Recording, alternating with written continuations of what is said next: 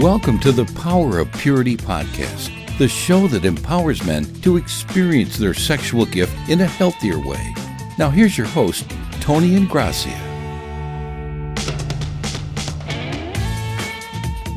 Welcome to the Power of Purity podcast.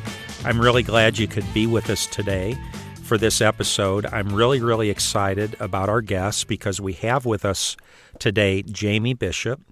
And if you've been listening, you know in our last two episodes, I was able to interview Chris Bishop, who is Jamie's husband, and he's sharing his story with us and kind of the journey of his life and the struggle that he's had in his heart and life and how that affected his marriage and how God has worked so deeply and powerfully and beautifully and redemptively in his heart and life and marriage. And so I wanted to invite Jamie in to kind of bring in her point of view and her story. A coin has two sides, a heads and a tails, right? So we heard Chris's side of the story and the marriage, and so I thought it'd really be awesome if we could hear Jamie's side. So welcome, Jamie. I'm so delighted that you could be here today. Thanks.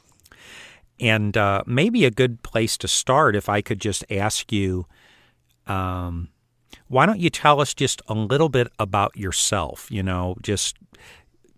little bit about yourself, your family, your kids, just so folks have just a little sense of who you are. All right. Well, I've been married for almost 18 years, and we have 4 kids, and ranging between age 10 and 15, and I work full-time and basically just like to spend time hanging out at home with the kids. Real boring stuff. Well, I don't know about that. You guys seems like your household is a kind of beehive to me with the kids and everything going on, but I know you guys stay really busy. Yeah. And I just felt so blessed the last 2 episodes to hear Chris's story. Every time I kind of hear more of your story, I'm amazed at how God has worked. And I just feel like it's fair to use the word miracle from where you guys were and what God did and where you're at, how God has worked in your heart, your lives, your marriage, and even within the context of your mutual sexualities. I think it's just a miracle what God has done. Do you feel like that's fair to say? Yeah, definitely. There's no way we'd be where we are if it hadn't been for God and His movement in our marriage and in our lives. Praise God. Now, I don't want anybody to have any illusions. I'm not suggesting that you guys are perfect. I've never seen a halo over Chris's head or your head. I referenced I think at the close of our last episode, the old adage that says, I'm not where I need to be, but thank God I'm not where I used to be. So maybe you guys haven't arrived yet. You're not perfect. You're fellow strugglers, but you've certainly come a long way, and it's pretty awesome what God's done in your heart and your lives. Yeah, it's been quite the journey. Right. When I was talking with Chris, I think where we started, I was reflecting on the day that I met you guys. And I remember that we were having a Power of Purity conference at the Outpost Church. And I think a friend told you about it, and you called me, and you guys ended up coming to the Power of Purity conference. Chris was going to come. This is a men's conference. And I don't know why I did this. I had never done it before. But we had a few women that were volunteering. The women would not be in the auditorium for the meetings, but they were there to help serve snacks during the break and help us serve the lunch to the men. And so I said to you, there's some women that are going to be here, so if you want to come and help out, you're very welcome to come. And so you did come with Chris that day. Do you remember that day, the day we met? I do. I was really nervous because I don't typically like being around people. So it was really out of my comfort zone to come, but I don't know if it's just because Chris and I were at such a pivotal point in our relationship that I just felt I needed to come, or I think part of me maybe felt like scared to like maybe be alone. So I think I joined him for that reason. But it definitely wasn't what I thought it was going to be for sure. Really?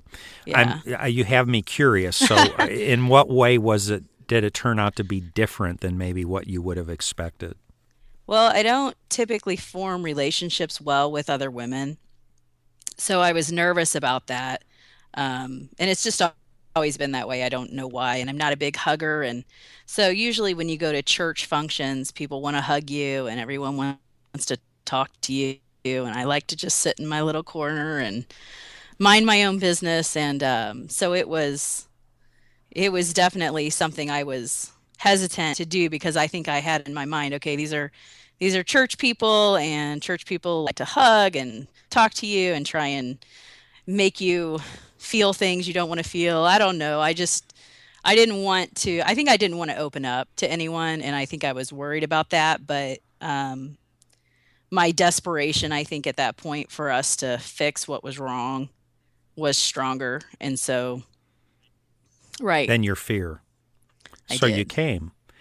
And you said it was different than what you expected, though. So different good, I'm assuming. I mean, Yeah, so it was a good it experience for was. you.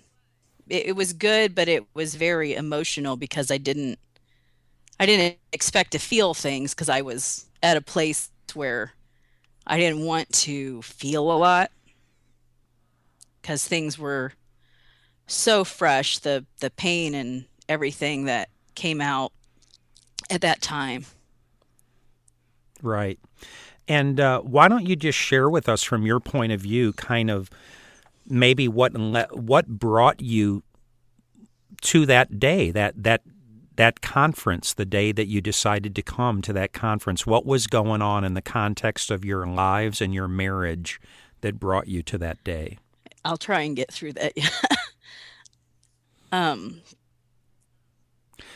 Just do your best. And by the way, your emotion is very welcome here, and your tears are welcome here. You know that. One of the things I love about you is your heart. You have a beautiful, tender heart toward God, and I appreciate your heart. well, it was it was just within a week, maybe a week and a half prior to the conference. Um I was going about my life and doing what I wanted to do. And I came home one night and Chris sent me a chat. Kids were still up, so we couldn't really have an open conversation. And he had sent me a chat, and it basically was a link to something I had written that was about me and another man. And basically, I was found out.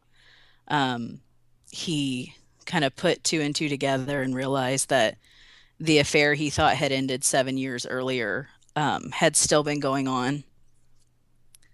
Right.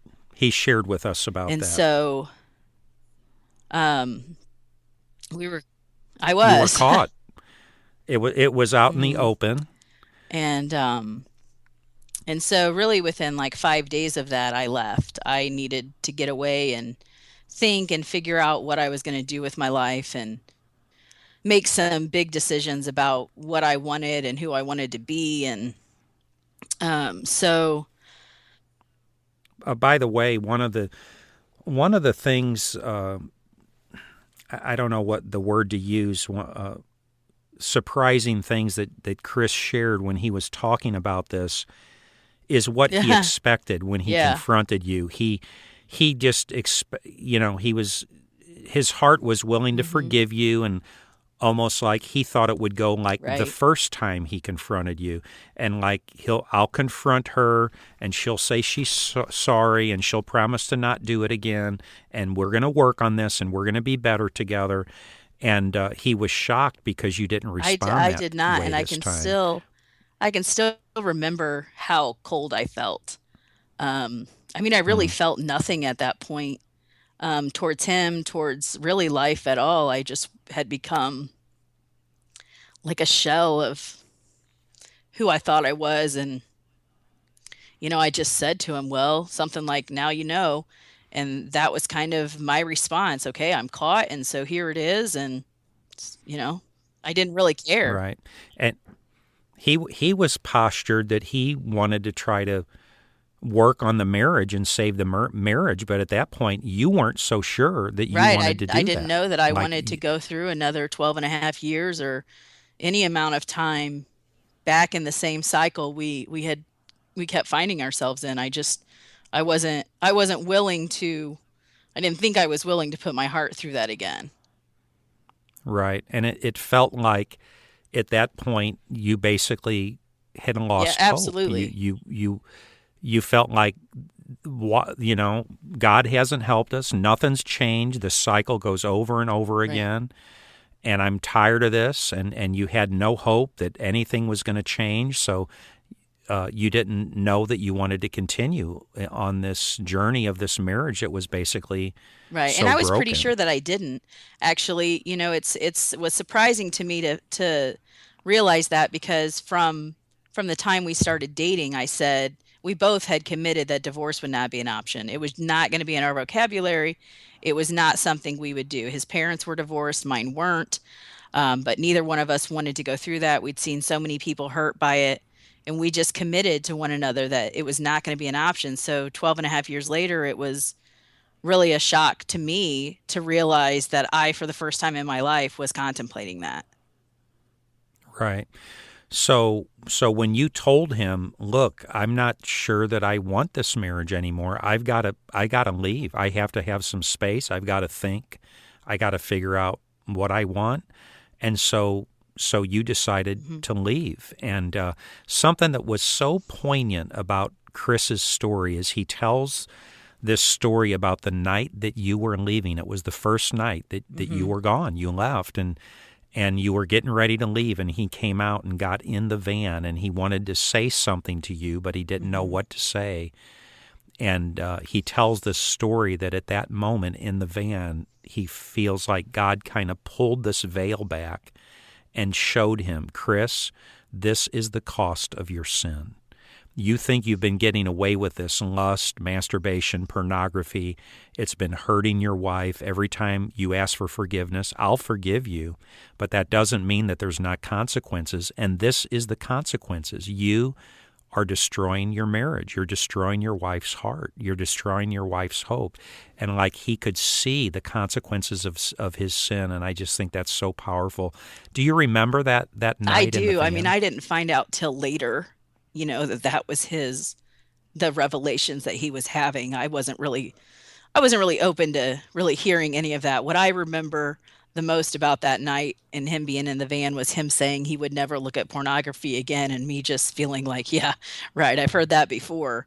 And that was really the posture of my heart and where I was at. I was skeptical and And rightfully so, because over and over and over again you caught him in this perpetual cycle, and he had proven to you that he wouldn't change, right. that he couldn't change. And, And so why should you believe right. his words? And I think too, I was just at a place where um, even if he had that intention, I think I was so broken that I believed that this was now an excuse for him to be able to go back to pornography. I'm not sure that I understand exactly what was My his actions, excuse. him finding out about the affair, would just make it that much easier. Oh, okay. I see. Okay. Yeah, that makes perfect sense. So if we could go backwards for just a moment, kind of the dynamic of the cycle that had brought you guys up to this moment. Chris had had this history of struggling with his sexual gift. He talks about lust, his struggle with masturbation and pornography through junior high and high school. It follows him into the marriage. He talks about how your marriage turns out to be harder than you think. It's work and it's difficult. And so he was accustomed in his addiction to turn toward what he comforted himself with pornography. And so he would act out, and then you would catch him and you would feel hurt. And then he'd try to not do it. Then you'd catch him again. Then you'd catch him again, and you'd catch him again. And so this is going on over a prolonged period of months and years. How would you put words to How was your husband's use of pornography affecting you? How was it affecting your heart? Um, well, I think I grew up feeling like I wasn't good enough. And Hmm.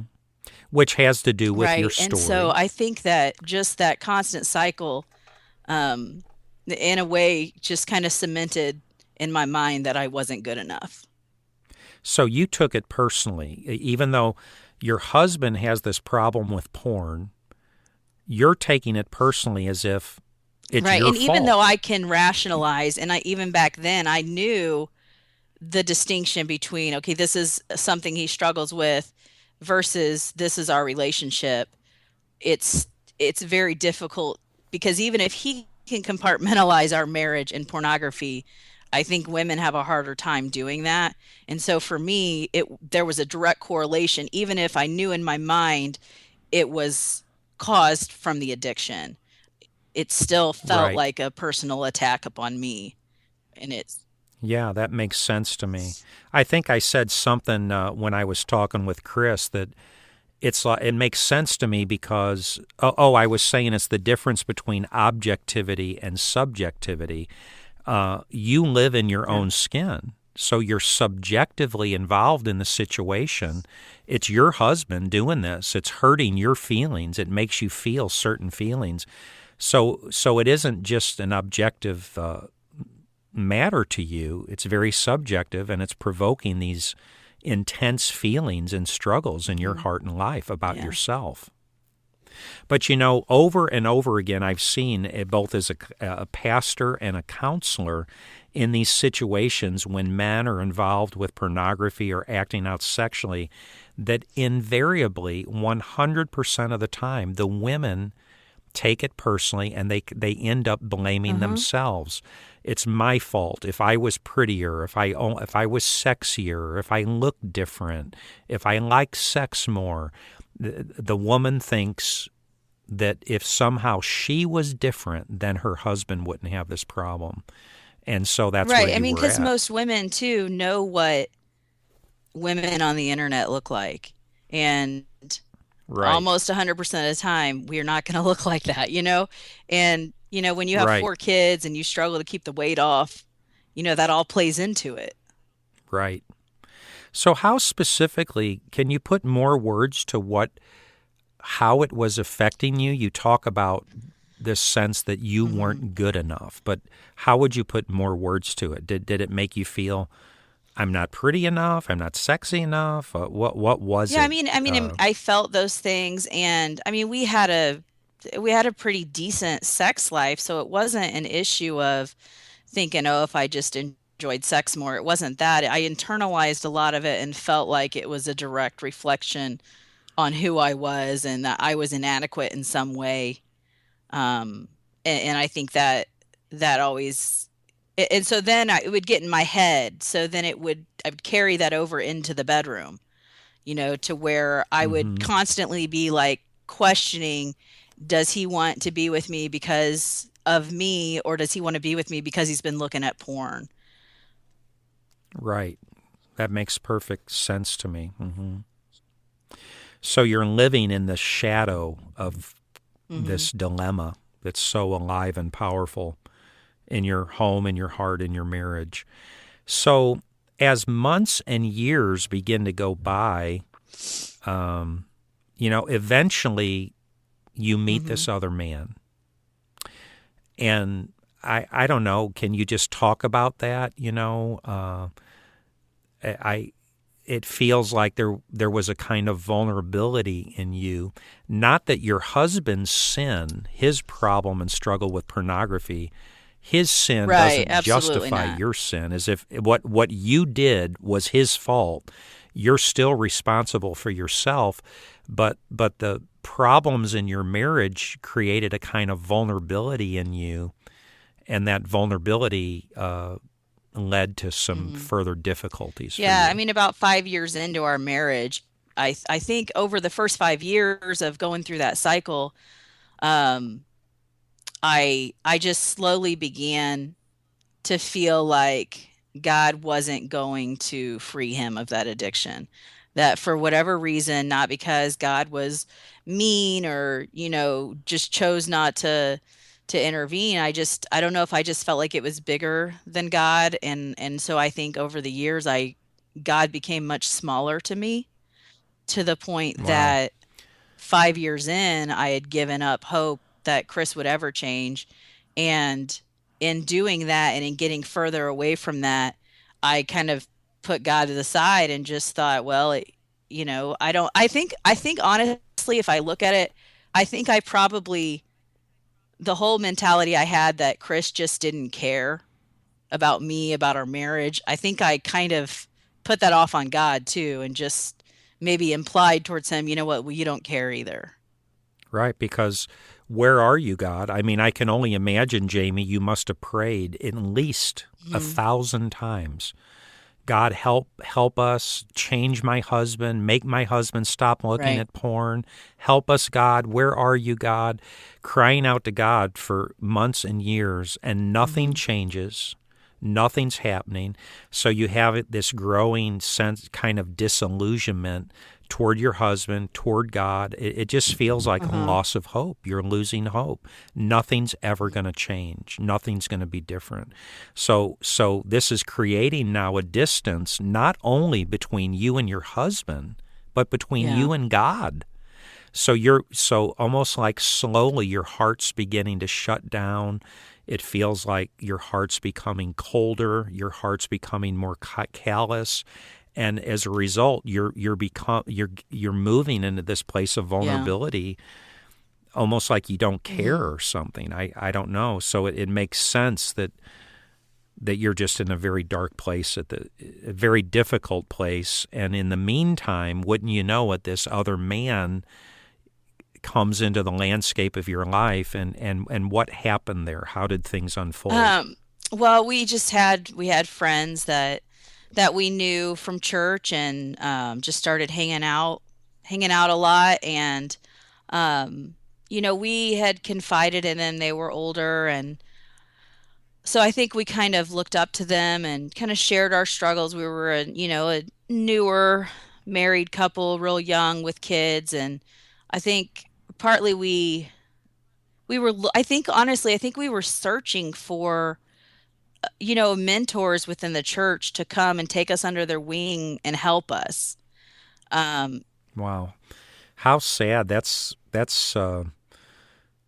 it just seems like it makes the situation kind of more heinous what he did. That you guys were kind of looking up to this couple as mentors and kind of confiding in them, and then of all things, he ends up kind of taking advantage of your vulnerability, and you guys become mhm. involved And with I one mean, another.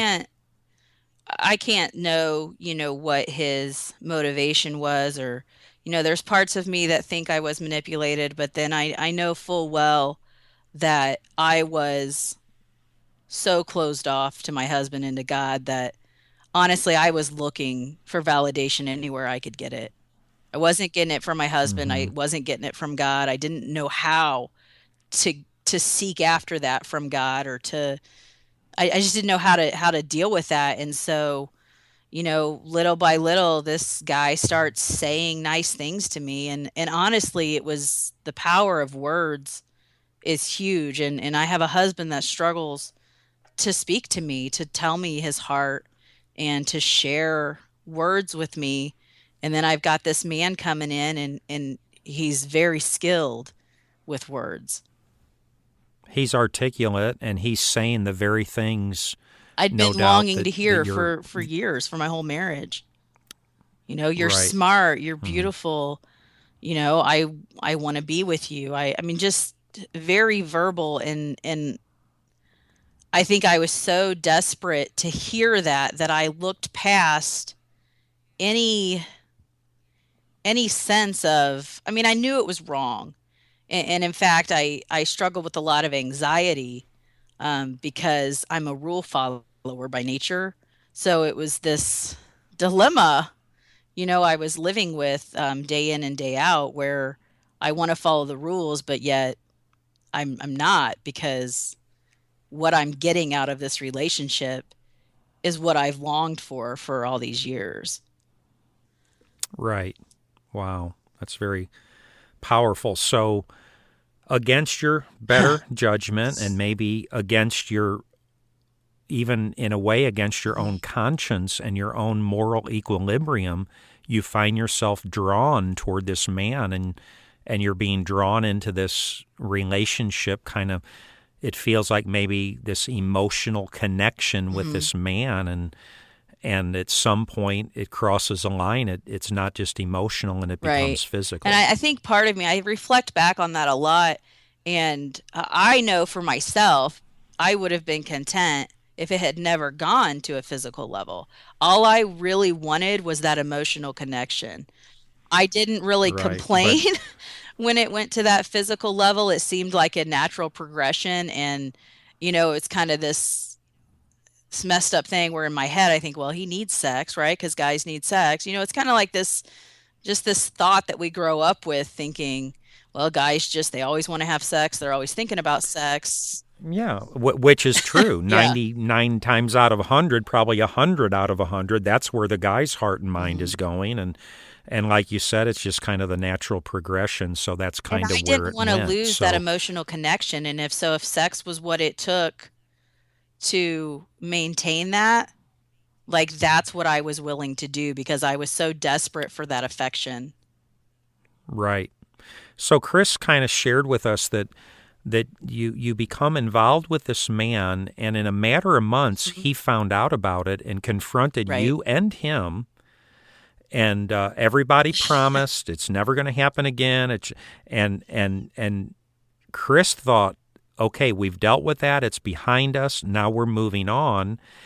And Chris thought it was over, but in fact, the affair started up again, only this time it lasted much longer. And I think that naively, I thought it was over too. The guilt of what I had done was so strong that I thought I would never do that again. It was more about how it made me feel, how awful of a person it made me feel knowing I had done that, than about it being right and wrong. At that point, I had just kind of, I don't know, my mind was getting real messed up from just having given into that. And I can remember in counseling, I had confided in a counselor before Chris found out.